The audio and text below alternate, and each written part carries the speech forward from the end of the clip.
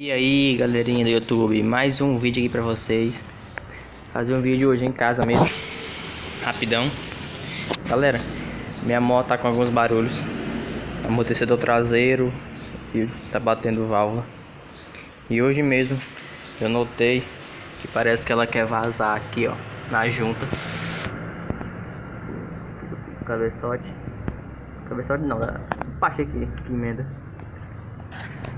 Aí eu tenho que levar na Honda pra ver o que é isso. Vamos ver se dá de escutar aqui o barulho.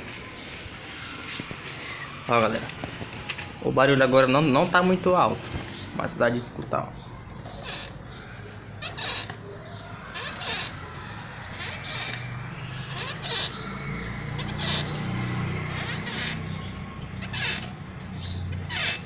Galera, o barulho é nessa mola aqui, ó, na mola do amortecedor. Aí. É sempre à tardinha, à noitinha ele fica mais alto, não sei porquê. Que dali a gente andando, dá de escutar. Vamos ver o barulho aqui das válvulas. Ela hoje está com 7.777. Ontem fez 2 meses que eu tô com ela.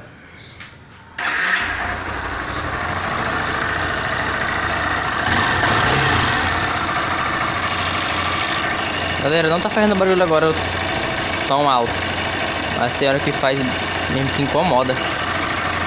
Agora não tá fazendo.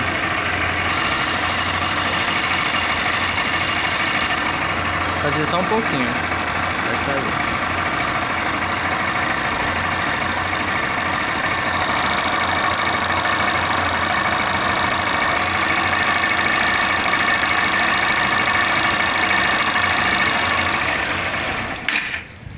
É isso aí, galera. Vou levar para os mecânicos darem uma olhada nesses barulhos aqui. O barulho da caixa de direção nunca parou. Sempre quando eu bate um buraco faz o barulho. Galera, eu nunca mais medi quantos quilômetros tá fazendo com 1 litro, mas eu vou completar o toque medir. Eu já coloquei vários top speed nela, acho que bem uns 6 já ou mais. Dá 133, galera, e não passa. O limitado não deixa. Se gostou, deixe seu comentário, se inscreva no canal, que dá aquela força. Eu já tenho 92 inscritos, rumo a 100 inscritos. Não dá aquela força, deixe seu like, que ajuda bastante, incentiva a gravar mais vídeos.